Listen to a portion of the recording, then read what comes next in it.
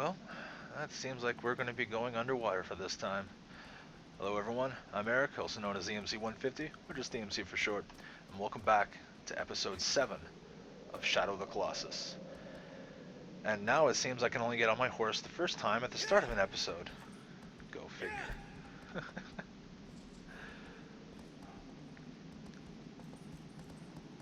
And so now, we get to go across a nice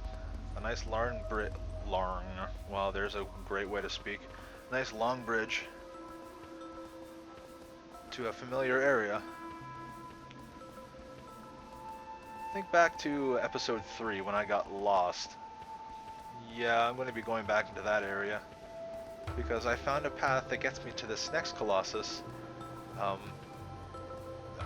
that will not get me lost. What was that, horse? Aggro, seriously, what was that? I did not push any direction to put you towards it. Would you stop moving? I will forever struggle with these horse controls, I swear. But at least with a view like this, it's somewhat worth it.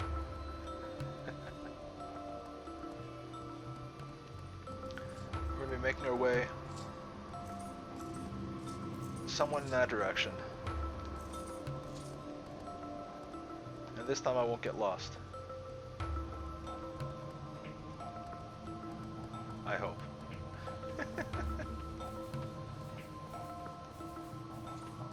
It's a good thing I don't have this bad of a sense of direction in real life. I would be forever lost.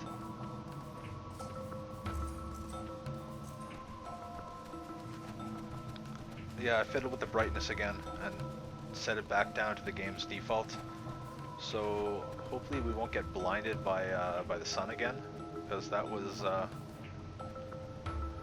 little much. Although I don't think we're going to have that problem in this area. And speaking of this area, does this area look familiar to anyone? It took me forever to get here with a very long roundabout way for episode 3. That is where this is exactly where we ended up fighting that giant colossus up there. However, this time we're taking more of a proper way, I guess, maybe. Maybe this isn't the route they intended you to take, but this is the route I ended up taking.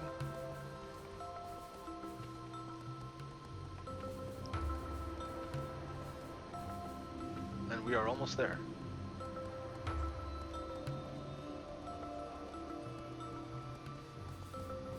Make one more right.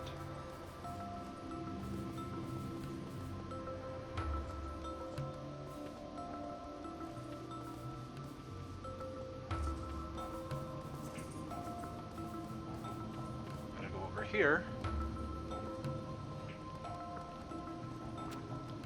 And I think this time I'm actually going to quickly check out this this shrine up ahead here.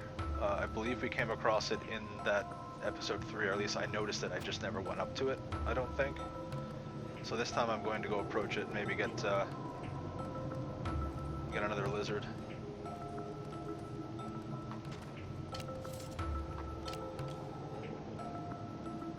Assuming I haven't already gotten the one here, I don't think I have.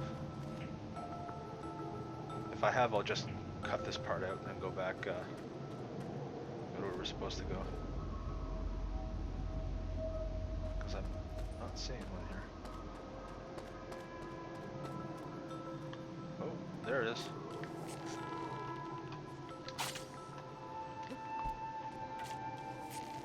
Of course.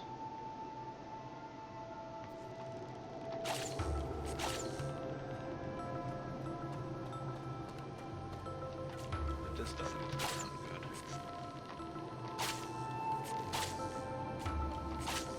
There we go. I got him. It seems you don't always kill them.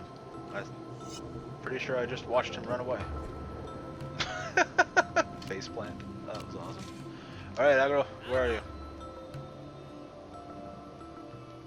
You're over there. Of course you're over there.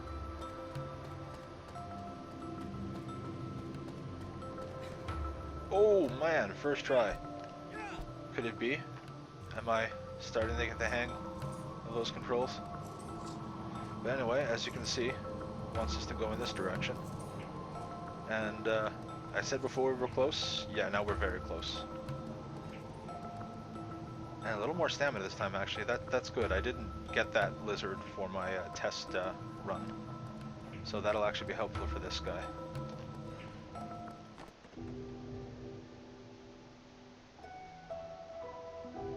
As he has clearly. As I dreaded on that Colossus in the third episode there, having to swim to that platform to get up there, not wanting to fight anything in the water. Well, yeah, we're gonna have to fight something in the water. Although it's definitely not as bad as I'm making it seem.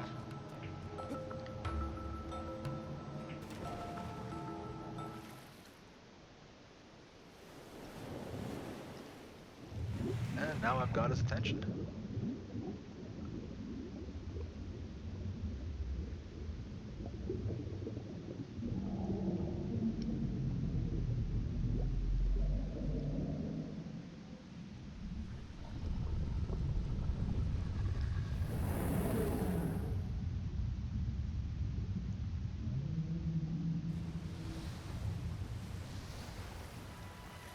So this guy is less tricky than he appears.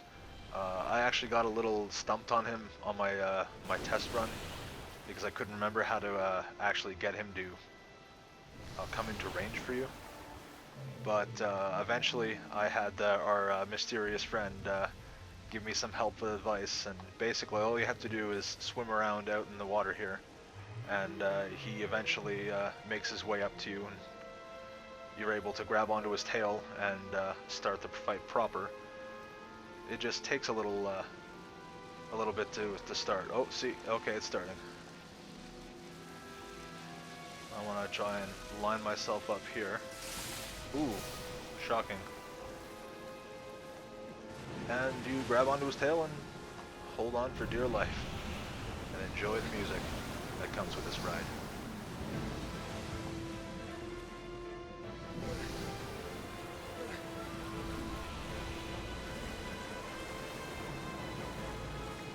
And you take this step by step. When you have a chance, advance and then hold on. Otherwise, you will be doing that all over again.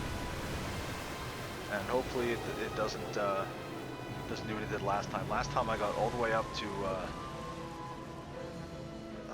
his head, and it just shunted me. Like I don't. He just decided to stop doing these sort of things. The music changed back to when he was just swimming around, aware of me, but not. I guess in combat with me, as you can call it there. It didn't have this awesome music playing, it had the more suspenseful one. And he just swam around really fast underwater until my stamina ran out, and I got thrown off. It was ridiculous. But yeah, for these weak points here, they're not actually glowing bright like the traditionally was, like the other ones have been in the past.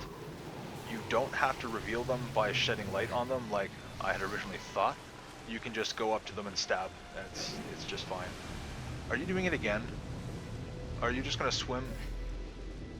Okay, I guess this is actually part of the fight. When you get to this point, he does that, because that's twice now he did exactly the same thing. He just started swimming around as fast as he could until my stamina drained. So I guess you have to do this in 2 waves. So didn't realize that. So now I gotta wait for him to come back to get back up here. Come on. Dragging this on longer than it needs to be.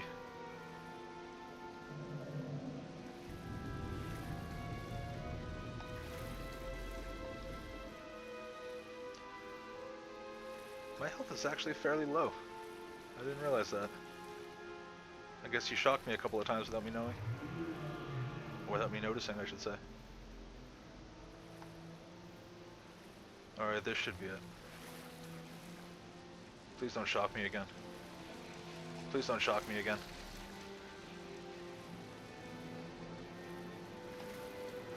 Alright. Alright, here comes his tail. And hold on. There we go. This should be the end of it now. Unless I horribly miscalculate and screw up, this should be the final run.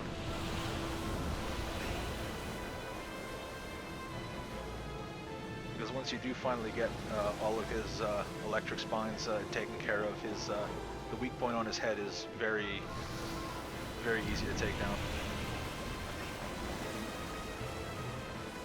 And the hard part would be getting up there. Oh boy. Especially when he does stuff like this.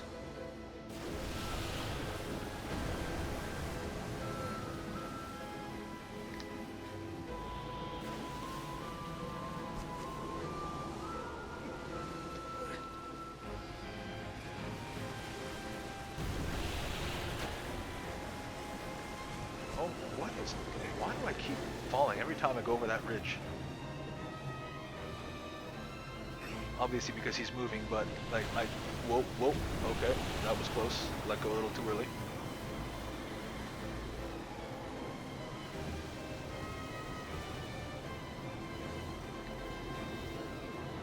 But yeah, I'd be curious to know what people think about this this water one here. I was dreading fighting anything that in the water with the controls in this game, and whoa, don't fall.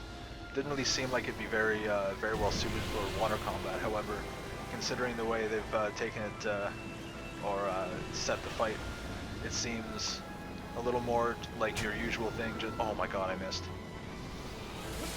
Of course, you're gonna shock me a few times. Great. Yeah, it seems more like a regular fight. You just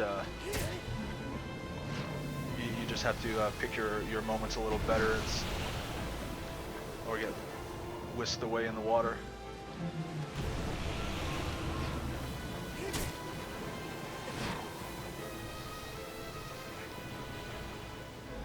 And yeah, so he seems to do this repeatedly. So you get one nice stab on there, hold on, and I think your stamina actually is able to recover slightly while you're charging that attack up there, just because of the way you're holding onto it. So this is actually, once you get to this point, it's really easy compared to all the other monsters that don't seem to ever stop shaking you. He goes down.